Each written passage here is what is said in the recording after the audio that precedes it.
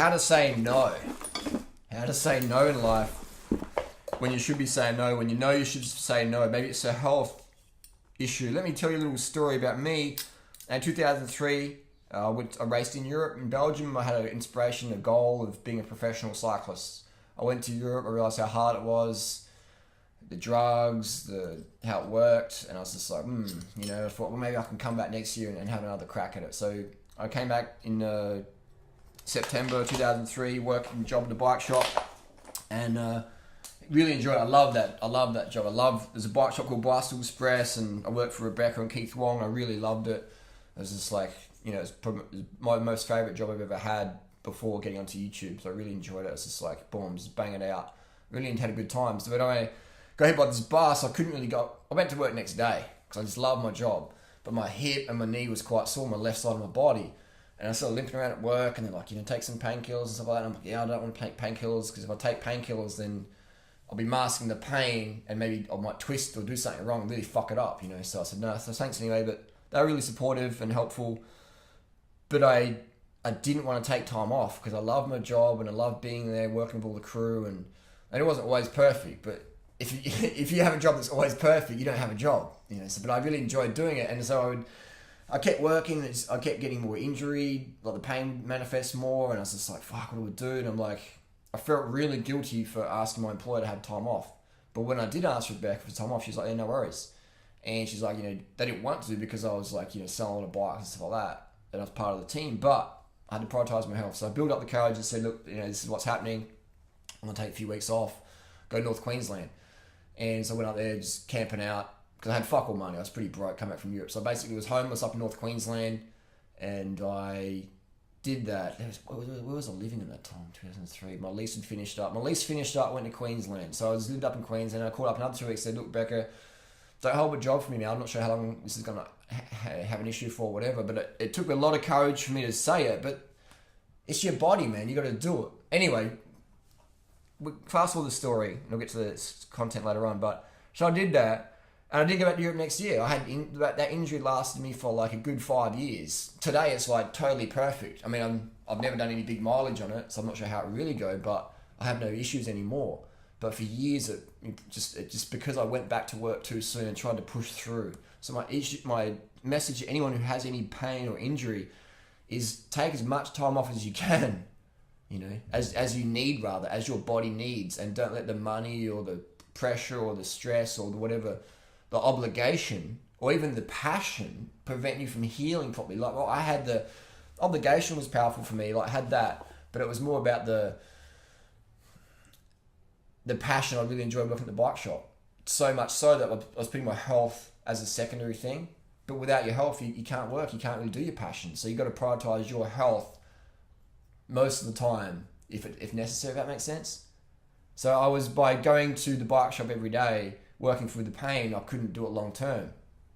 But where it brought me to is today. So I ended up back on welfare because I couldn't work at the bike shop anymore because it was too much pain to stand up. So I was on welfare, forced homeless because I didn't have enough money for my fruit, etc., and my rent and that lifestyle I wanted to have. So I'm like, well, one of them's going to have to go. It's going to be the good quality organic fruit that I'm addicted to, or it's going to be accommodation. I'm like, well, I can sleep on the beaches in North Queensland and still have all the money for the good quality fruit. So I did that. And then I'd even go to Thailand, set up my welfare and go to Thailand a few months a year. And then let's fast forward, this bike here behind me is 2016. This is 13 years on. And if I didn't get hit by the bus, if I didn't take time off from the bike shop, if I didn't have the injury, I'd probably still be trying to be a pro back in the day, or maybe I'd got a little basic contract and just was a bottle carrier or whatever. And that would have been fun. But it wasn't my life mission, it wasn't my life purpose.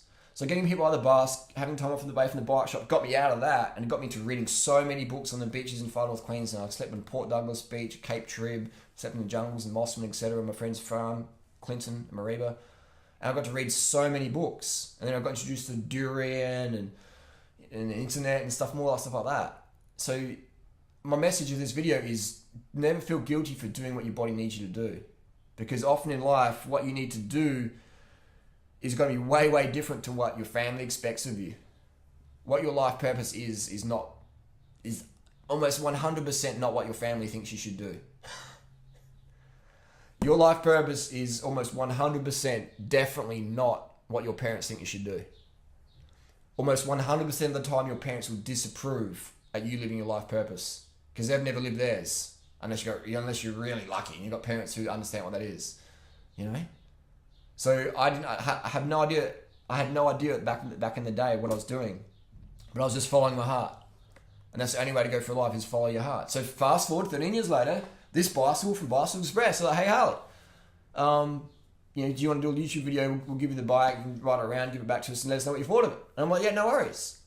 So it's full circle, man. So now, when I was dead broke, no one would give you a bike, and then now I don't need a bike. People will give you a bike, and I'm sure someone will actually give me a bike for free if I even ask for it to keep. But I've got enough, and so I don't need any more. But I appreciate that. But it's just a bit of a metaphor. I was thinking, wow, this is like a full circle.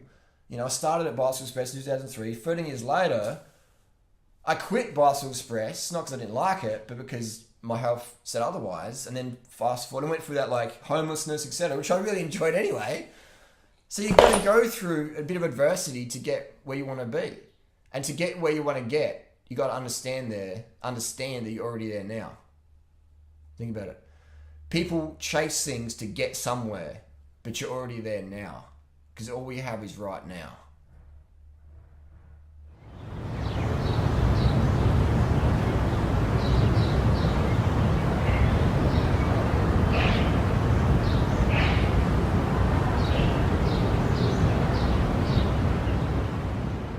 And if you didn't get that, here's the wrap up of the video.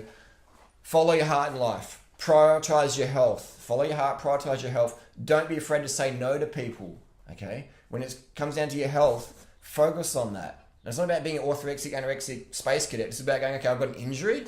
This is how I'm going to fix it, is recovery. Going back to work isn't going to help that. So learn how to say no when you need to say no. Learn how to prioritize your health and follow your heart above all. And the universe, God, whatever you believe in, will reward you for that. You will manifest amazing abundance. And it sounds all spiritual bullshit, but every time I've gone against social approval and just followed my heart, every single fucking time, I felt resistance because of the conditioning. But in the long term, it always pays off. It always pays off. So avoid getting caught in that trap of worshipping the God of public opinion. Focus on worshipping what you value in life, what your heart says you should do, and no matter what anyone else says or the ridicule or whatever, do what needs to be done, do what is right, and what your heart says is the right thing to do. And you always win in life.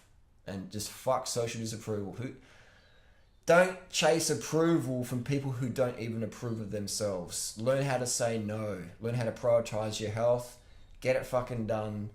We'll see you on the road. Thanks for watching.